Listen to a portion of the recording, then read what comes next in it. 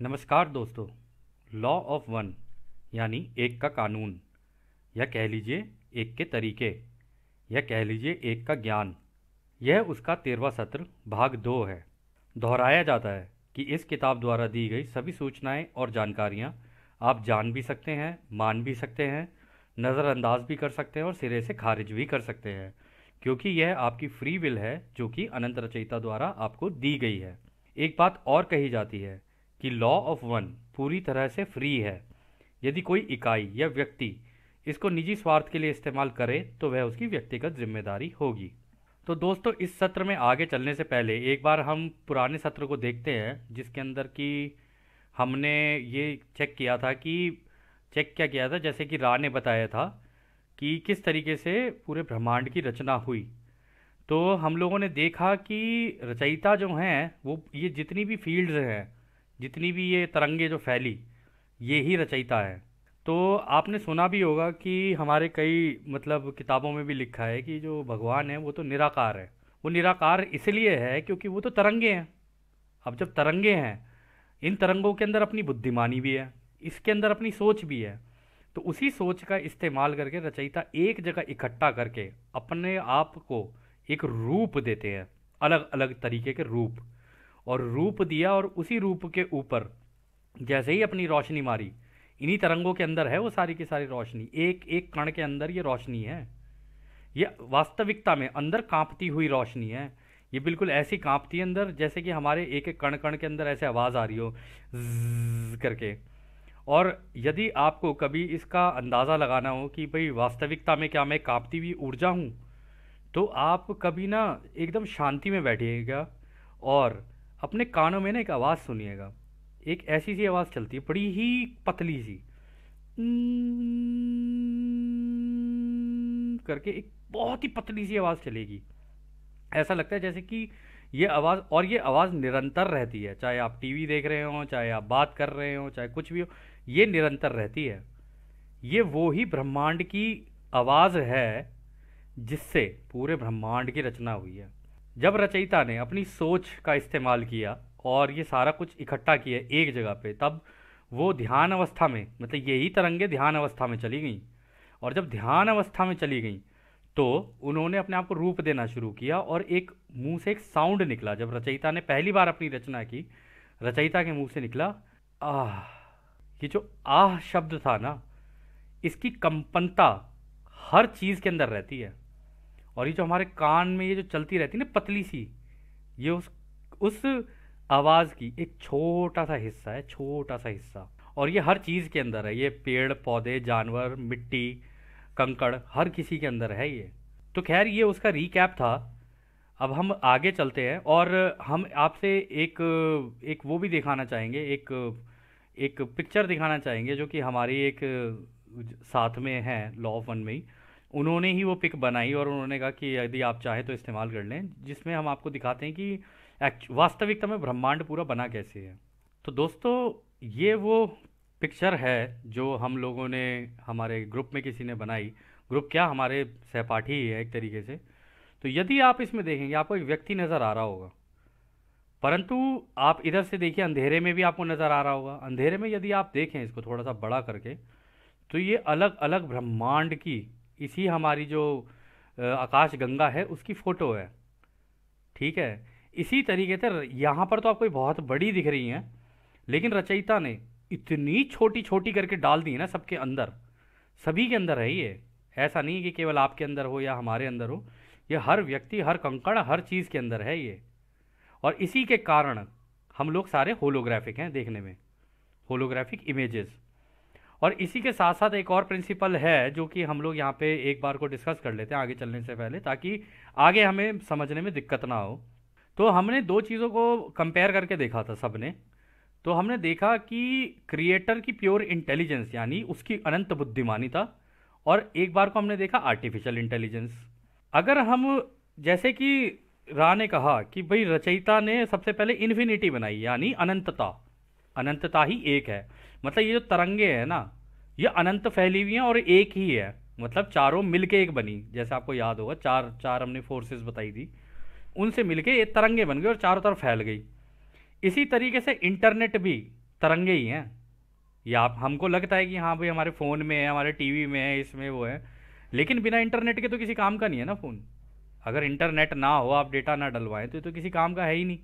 अब दूसरी चीज़ है, दूसरी चीज़ रा ने कहा था, फिर उसमें डाली गई अवेयरनेस यानी जानकारी। और इसी तरीके से यदि आप देखें, इसी में इंटरनेट में जानकारी कहाँ से आई, यहाँ पे हमने लिखा है information Meta data through surfing. 2G 3G 4G 5G, आप जितने जी सोच सकते हो उतने सोच लेना। लेकिन जब से इंटरनेट आया, तब से आपने हमने फ़ोन चाहे खोला हो, चाहे बंद किया हो, चाहे खाली भी रखा हुआ है फ़ोन, कुछ भी हो, उसके अंदर जितना भी डाटा गया वो सारा हमारा ही डाटा है। हम जो जो करते हैं उस डाटा से मिलकर बनती हैं सारी की सारी जानकारियाँ, कि हमें क्या पसंद है, क्या नहीं पसंद है, हम कहाँ जा रहे हैं, क्या कर रहे हैं, क्या देख रहे हैं, वो सारी की सारी इंफॉर्मेशन इस आर्टिफिशियल इंटेलिजेंस के इस सिस्टम के अंदर रहती रहती है। फिर उन्होंने बोला फोकस ऑफ इन्फानाइट एनर्जी और लोगोस और लव, यानी कि जितनी भी अनंत ऊर्जा है, रचयिता ने एक जगह पे उसको केंद्रित किया, अपने ध्यान को केंद्रित, और वहां पे बन गया लोगोस, या कह लीजिए प्रेम। प्रेम, आपको याद होगा हमने कहा था कि जो रचयिता की रोशनी है, रा ने कहा था ये ही प्रेम है। इसी रोशनी से एक एक कंकड़ के अंदर ये रोशनी डाल दी।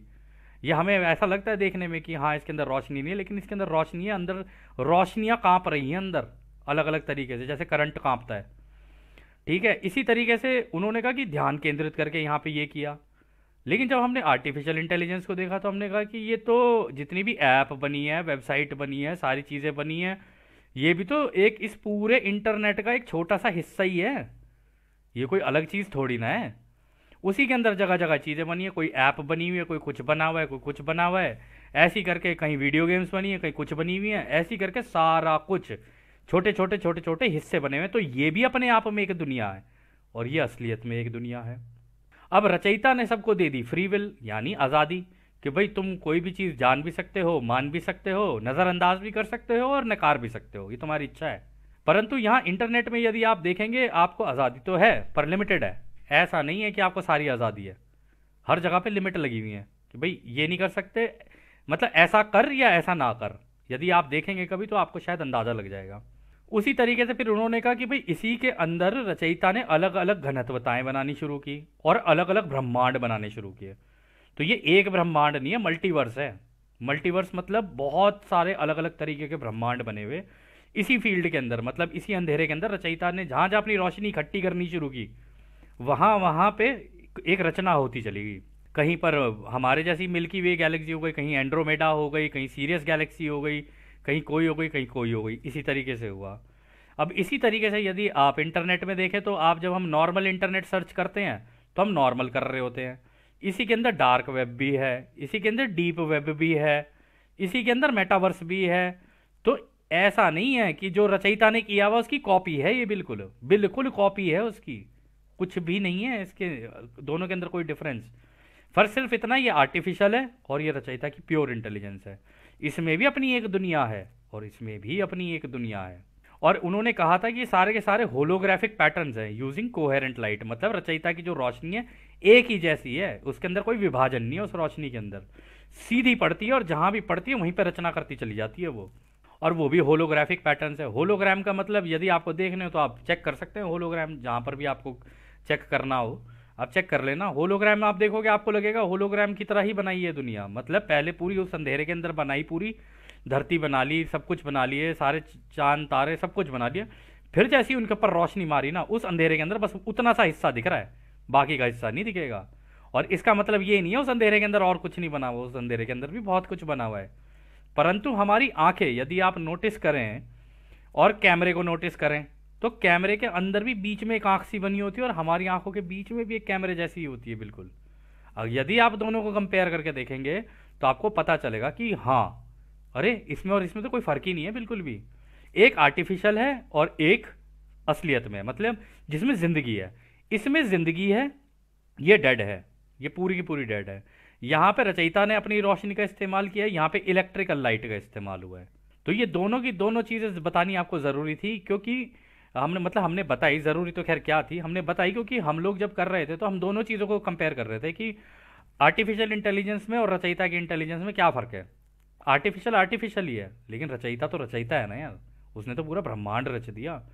इसके अंदर कोई अब आर्टिफिशियल का वो बन जाए, चैंपियन बन जाए तो बात और है, वो अपनी दुनिया बना ले, वो एक अलग कहानी है। तो खैर, इसको हम आगे ना करते हुए अब आगे चलते हैं। जो राह ने हमें मतलब आगे का सत्र जिस तरीके से चला, तो अगला सवाल डॉन करते हैं। मुझे लगता है कि मैंने यह सवाल पूछकर गलती कर दी है। जिस प्रक्रिया के बारे में आप समझा रहे हैं उसमें हम काफ़ी आगे निकल गए हैं। क्या आप इस अंतर को भरने में मददगार होंगे जो कि मैंने गलती से कर दी है? तो रा कहते हैं, हम इस अंतर को भरने की कोशिश कर रहे हैं। हालांकि आप हमें किसी भी तरह के सवाल पूछ सकते हैं जो कि आपको ठीक लगे। तो अगला सवाल डॉन करते हैं। क्या आप हमें बता सकते हैं, पिछले प्रश्न में हमने आपसे आकाशगंगा और ग्रहों के बारे में पूछा था। क्या आप हमें बता सकते हैं कि उस कदम के आगे अगला कदम क्या होता है? तो रा कहते हैं, अगला कदम आप कह सकते हैं इस प्रश्न में कि रचना में सब एक साथ होता है और यह अनंतता में भी होता ही रहता है। यानी कि सारी चीज़ें एक साथ होती हैं तथा अनंत में भी होती हैं। तो दोस्तों, यहाँ पर रा ने क्यों बोला कि सारी चीज़ें एक साथ घट रही हैं, क्यों हो रही हैं ये? इसका एक कारण है। इसके कारण ये है कि यदि हम लोग अपनी ज़िंदगी में से घड़ी हटा दें अचानक से, ये जो वक्त है ना, ये सबसे पहला माया जाल है। अगर घड़ी हटा दें तो अगर यदि हम थोड़ा सा विचार करें, थोड़ा सा चिंतन करें इसके ऊपर कि सूरज तो अपनी मर्जी से उग रहा है और अपनी मर्जी से ढल रहा है। जितने भी जो अब हमारे जो मौसम आते हैं वो अपनी मर्जी से आते हैं, सारी कुछ होती हैं चीज़ें।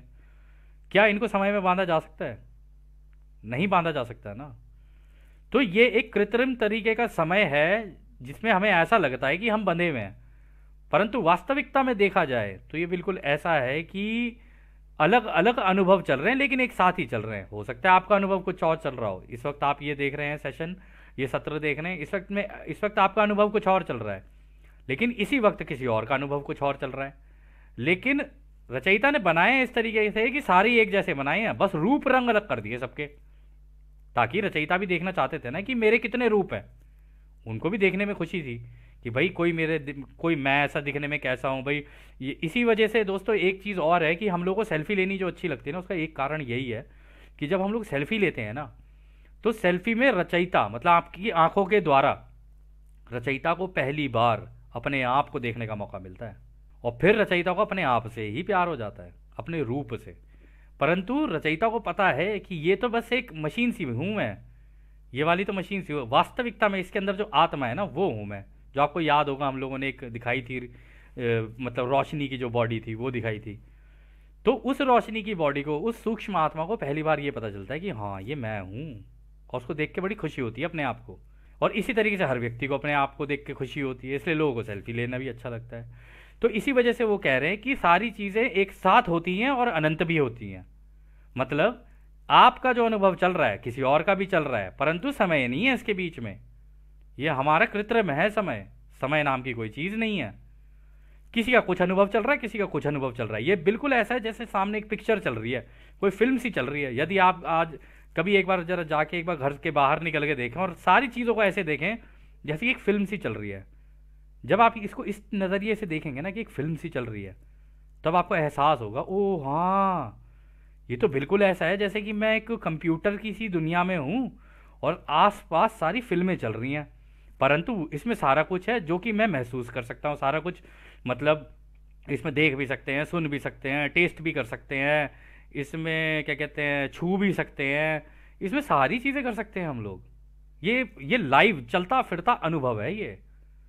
जबकि फिल्म को देख के आप केवल इमोशंस देख सकते हो, अपने अंदर क्या चल रहा है ये देख सकते हो कि जी मुझे क्या अच्छा लग रहा है, क्या अच्छा नहीं लग रहा है, कहाँ पे मुझे गुस्सा आ रहा है, कहाँ पे मुझे क्या कहते हैं एक प्यार का सा एहसास हो रहा है, कहाँ मुझे शांति मिल रही है।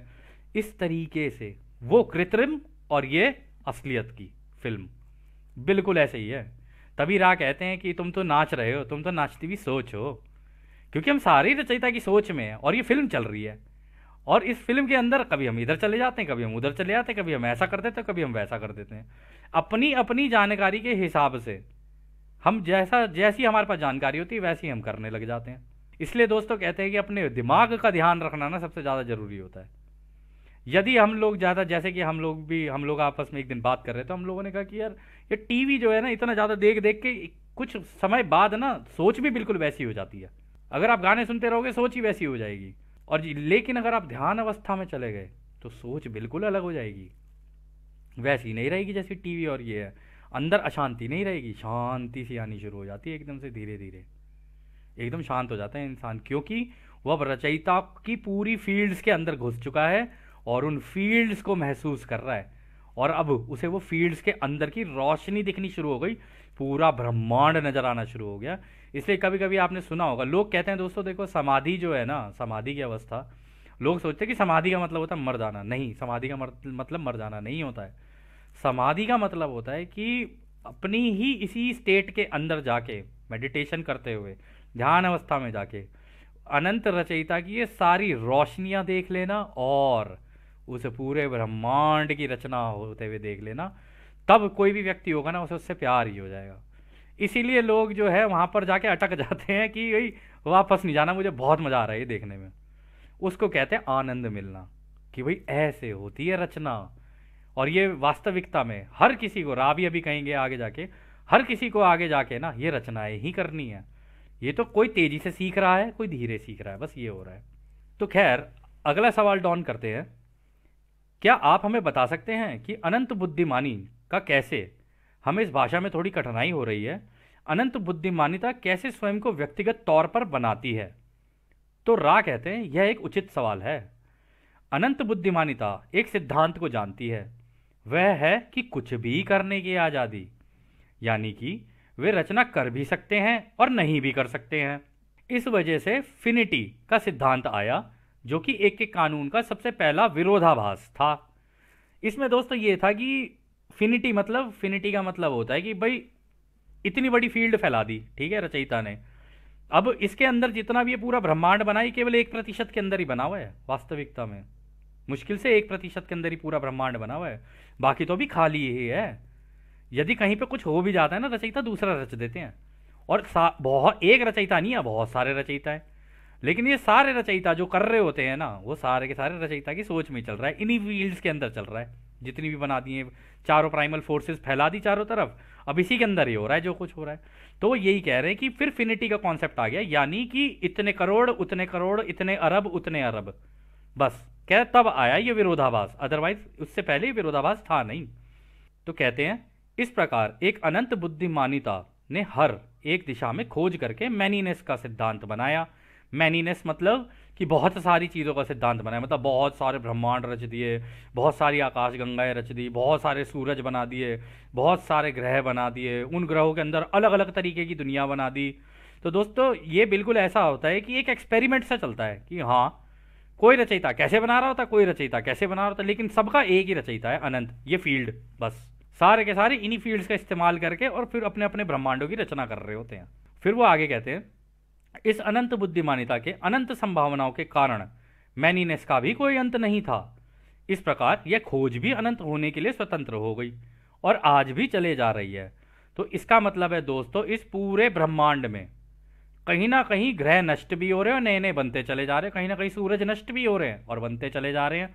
इसी तरीके से जैसे हमारी ज़िंदगी है ना, कि हम पैदा होते हैं, अनुभव लेते हैं, हम तो ज़िंदगी को अनुभव ही बोलते हैं। अब सबको ये पता चल गया कि हाँ भाई ये सीरीज़ है अनुभव की, बचपन से लेके आप अगर आगे तक आ जाएं और आज से पीछे जाके देखें तो आप एक तरीके से अपनी फिल्म को रिवाइंड करके ही देख रहे होते हो। सोच की ये खास बात होती है, बड़ी तेज़ी से जाती है पीछे भी और आगे भी, दोनों तरफ। पूरी दुनिया में, पूरे ब्रह्मांड में अगर सबसे तेज कोई चीज़ है ना, गाड़ी की स्पीड भी नहीं है, रोशनी की स्पीड भी नहीं है, सोच की स्पीड है। यदि आप सोचें यहाँ से कि आपको अमेरिका जाना है, तो जितनी देर में आपने सोचा ना, इतनी देर में तो दिमाग पहुंच भी जाता है अमेरिका। ये खास बात होती है, और जाके वापस भी आ जाएगा, इतनी तेज चलती है सोच।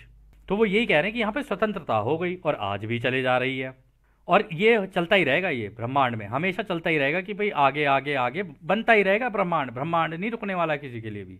बस ये है कि जिसको सीखना है वो सीख ले, जिसको नहीं सीखना है कोई बात नहीं, अपना लगा रहे आराम से, जिंदगी जी और चला जा, फिर दोबारा नया जन्म ले, फिर जिंदगी जी, फिर चला जा। कोई जल्दी निकल जाएगा, कोई धीरे जाएगा, बस यही फर्क है। तो अगला सवाल डॉन करते हैं, आकाश गंगा जिसमें हम रह रहे हैं, जो कि अनंत बुद्धिमानिता से बनी है, क्या यह रचयिता के पूरी बुद्धिमानिता का सिर्फ एक हिस्सा है?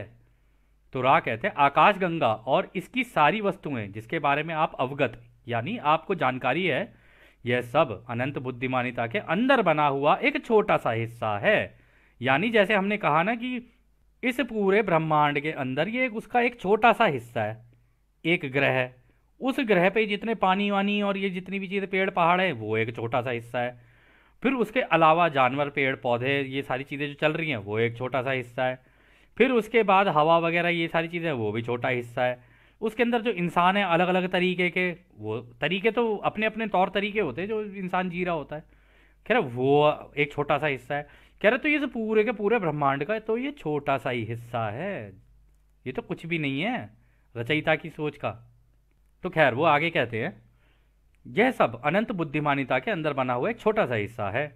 जैसे जैसे हर खोज एक्सप्लोरेशन की शुरुआत होती है तथा वह अपना ध्यान फोकस केंद्रित करती है, यानी अपने ध्यान को एक जगह पे केंद्रित करती है, इस तरह वह सहरचयिता यानी को क्रिएटर बन जाता है। किसी अनंत बुद्धिमानिता का उपयोग करके उसमें से छोटे छोटे हिस्से पोर्शन अपना एक ब्रह्मांड बनाते हैं तथा अपनी स्वतंत्र इच्छा के भाव के लय को बनाकर चलती हैं और अनंत संभावनाओं को जन्म देती हैं। इनके प्रत्येक व्यक्तिगत हिस्से रचयिता के प्रेम प्रकाश को चैनल करते हैं, जिसे हम बुद्धिमान ऊर्जा कहते हैं। इनमें से हर ब्रह्मांड अपना स्वयं का प्राकृतिक कानून बनाता है। हर ब्रह्मांड क्योंकि उसका अपना व्यक्तिगत फोकस है तथा खुद की आज़ादी है, वह भी अपने सह रचयिता बनाता है और आगे जो उनके अनुभव हो रहे हैं वे सारे अपने अपने बुद्धिमान ऊर्जा के पैटर्न बनाते चले जाते हैं और अपने प्राकृतिक कानून बनाते हैं, जो कि अपने कांपने वाले पैटर्न्स बनाते हैं, जिसे हम सारे मंडल कहते हैं या सौर्य मंडल कहते हैं। इस प्रकार हर सौर्य मंडल भी अपनी प्राकृतिक कानून बनाते हैं। इसे इस प्रकार से भी समझ सकते हैं कि वह हिस्सा चाहे जितना भी छोटा हो, किसी भी घनत्वता का हो, वह मायाजाल ही है, क्योंकि वह एक होलोग्राफिक चित्र है रचयिता का जो अनंत है। इस प्रकार सभी चीज़ों का शुरुआत और अंत एक रहस्य हो जाता है।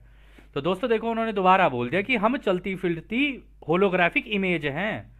ये पूरा ब्रह्मांड एक होलोग्राफिक इमेज है, मतलब एक फिल्म सी है ये बस। और हम जो चल रहे हैं, हम जो अपनी चीज़ें कर रहे हैं ना, ये हमको लगता है कि हम असली हैं, लेकिन असली तो हैं, बिल्कुल है। मतलब असली मतलब इसके अंदर जीवन है। जहाँ रचयिता की रोशनी है उसके अंदर जीवन है। जहाँ रचयिता की रोशनी को, हालांकि एक एक कण कण के अंदर भी, आप आर्टिफिशियल इंटेलिजेंस में भी चले जाओगे, बना तो कंप्यूटर चिप से ही है ना सारा कुछ। उन कंप्यूटर चिप्स को बनाने के लिए भी तो अनंत रचयिता की रोशनी तो उसी के अंदर ही लगी हुई है ना। आर्टिफिशियल इंटेलिजेंस क्या रचयिता से छुप लेगी? रचयिता से नहीं छुपता कुछ भी, कोई कुछ नहीं छुपा सकता रचयिता से। ये हाँ, वो एक इग्नोरेंस हो सकती है कि हाँ भाई हम छुपा लेंगे, कोई रचयिता से कुछ नहीं छुपा सकता, क्योंकि सब कुछ रचयिता के अंदर ही बना हुआ है। अब वो कह रहे हैं कि वो होलोग्राफिक चित्र हैं। उन्होंने कहा कि भाई सारे के सारे ब्रह्मांड, पहले तो अपनी जो हमारी वो होती है मिल्की वे गैलेक्सी हो गई, जैसे हम देख रहे थे यहाँ पे जी मिल्की वे क्या कहते हैं गैलेक्सी बन रही है यहाँ पे। एक मिनट हम देखते हैं यहाँ से। अब जैसे मान लो ये सूरज है, अभी तो पहले हमने, आपको याद होगा, हमने देखा था कि एक आकाशगंगा देखी थी हमने, ठीक है जी, आकाशगंगा देखी। एक सेकंड रुक जाओ, आकाशगंगा का कहाँ गया, ये रहा, ये एक आकाशगंगा है। इस आकाशगंगा के अंदर ये हैं सारे छोटे छोटे रचयिता, छोटे नहीं है, बहुत बड़े हैं ये जो रचयिता है ये अपनी बनानी शुरू करेंगे इसी अंधेरे के अंदर।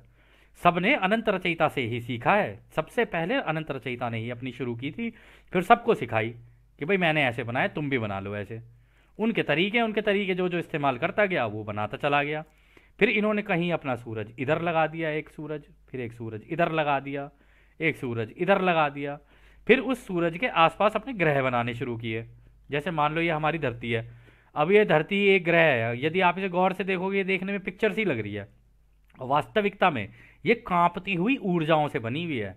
दिख इसलिए रही है क्योंकि जैसी रचयिता ने अपनी रोशनी इसके अंदर डाली ना, रोशनी डालती दिखनी शुरू हो गई। अब चाहे अंधेरे में हो या कैसे भी हो, ये दिखती है और इसके अंदर की सारी चीज़ें दिखती हैं। चाहे अंधेरा भी कर दोगे ना, अंधेरा करने के बाद भी आंखें थोड़ी देर बाद एडजस्ट करने लगती है, उस अंधेरे के अंदर जितनी चीज़ें होती हैं ना वो भी देखी जा सकती हैं, चाहे कितना भी गुप्त अंधेरा हो। और इसी तरीके से फिर उन्होंने सूरज बनाने शुरू की। ये सूरज है, ये सूरज के वो है रोशनी, ठीक है। इस तरीके से बहुत सारी चीज़ें होती चली गई। इस पूरे ब्रह्मांड में हर चीज़ हुए चली जा रही है, कोई भी चीज़ रुक नहीं रही है, सब चीज़ें चलती चली जा रही है, चलती चली जा रही है, चलती चली जा रही है। और हम सारे के सारे होलोग्राफिक चित्र हैं रचयिता के, जो कि अनंत है, हमारा कोई अंत नहीं है। फर्क सिर्फ इतना है, कौन जल्दी सीखेगा कौन लेट, बस इतना है। तो दोस्तों ये सत्र कुछ ज़्यादा लंबा हो जाएगा, इस सत्र को हम लोग यहीं रोकते हैं। और जैसा कि राह हमेशा कहते हैं, अब हम आपको अनंत रचयिता के प्रेम, उसकी रोशनी, उसकी शक्ति और उसकी शांति में छोड़कर चलते हैं। आदने हमारे भाइयों, आदने वासु। धन्यवाद।